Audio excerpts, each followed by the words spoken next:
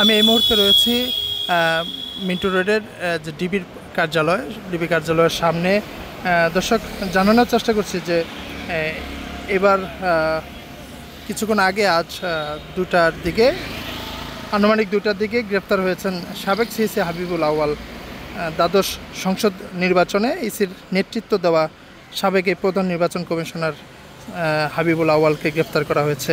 বুধবার দুপুরে ঢাকা মহানগর গোয়েন্দা পুলিশ রাজধানীর মগবাজার থেকে হাবিবুল আউয়ালকে গ্রেপ্তার করে।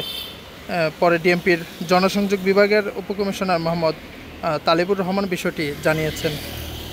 সাবেক এই প্রধান নির্বাচন কমিশনার নুরুল হুদাকে গ্রেপ্তারের 3 দিনের মাথায় গ্রেপ্তার হলেন হাবিবুল আউয়াল। জানা গেছে, জনগণের যে ভোট ছাড়া নির্বাচন সম্পন্ন করার অভিযোগেই বিএনপির মামলায় তিনিও আসামি। দর্শক, এই মুহূর্তে রয়েছি মিন্টু রোডের ডিবি কার্যালয়ের সামনে এবং জানানোর চেষ্টা করছি সাবেক সিইসি কাজী হাবিবুল আউয়াল গ্রেপ্তার প্রসঙ্গে। আজ বুধবার রাজধানীর মগবাজার এলাকা থেকে তাকে গ্রেপ্তার করা হয়েছে বলে জানিয়েছেন ডিএমপির যুগ্ম পুলিশ কমিশনার মোহাম্মদ নাসিরুল ইসলাম। তিনি জানিয়েছিলেন গণমাধ্যমকে, রাজধানীর মগবাজার এলাকায় অভিযানে পরিচালনা করে ডিবি পুলিশের একটি দল দুপুরে তাকে গ্রেপ্তার করে। এর আগে গত রবিবার 22 জুন সকালে শেরেবাংলা নগর থানায় দশম, একাদশ ও দ্বাদশ সংসদ নির্বাচনের কাজী রকিবউদ্দিন আহমেদ, কে এম নুরুল হুদা ও কাজী হাবিবুল আউয়াল কমিশনের বিরুদ্ধে মামলা করে বিএনপির। এতে 3 সাবেক প্রধান নির্বাচন কমিশনার সহ 24 জনকে আসামি করা হয়েছে। এই মামলায় ওই দিন সন্ধ্যায় রাজধানীর উত্তরা থেকে সাবেক সিইসি নুরুল হুদাকে গ্রেপ্তার করে পুলিশ। তাকে 4 দিনের রিমান্ডেও নেওয়া হয়েছে। একই মামলায় হাবিবুল আউয়ালকে গ্রেপ্তার দেখানো হয়েছে বলে জানা যায়। এবং দর্শক, জানিয়ে রাখি, 2024 সালে দ্বাদশ জাতীয় সংসদ নির্বাচনে কাজী হাবিবুল আউয়াল প্রধান নির্বাচন কমিশনার হিসেবে দায়িত্ব পালন করেন। অন্যদিকে কমিশনার ছিলেন মোহাম্মদ আলমগীর, আনিসুর রহমান, বেগম রাশিদা সুলতানা ও ব্রিগেডিয়ার জেনারেল অবসরপ্রাপ্ত আহসান হাবিব খান। দর্শক, নুরুল হুদা 2017 সালের 15 ফেব্রুয়ারি থেকে 2022 সালের 14 ফেব্রুয়ারি পর্যন্ত সিইসি ছিলেন। তার নেতৃত্বে থাকা কমিশনের অধীনে 2018 সালে একাদশ জাতীয় সংসদ নির্বাচন সেটি অনুষ্ঠিত হয়েছিল।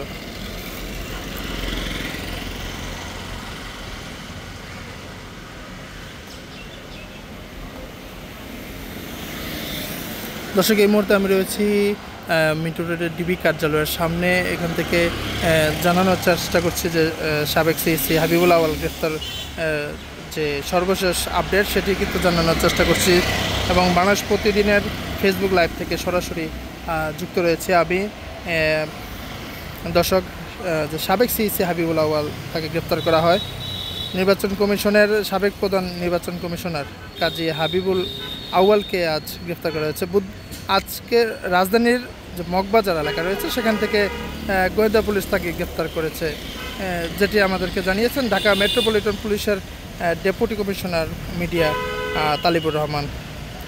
এর আগে এই গত 22 জুন রাতে উত্তরার একটি বাসা থেকে গ্রেফতার করা হয় আরেক সাবেক সিইসি নুরুল হুদাকে।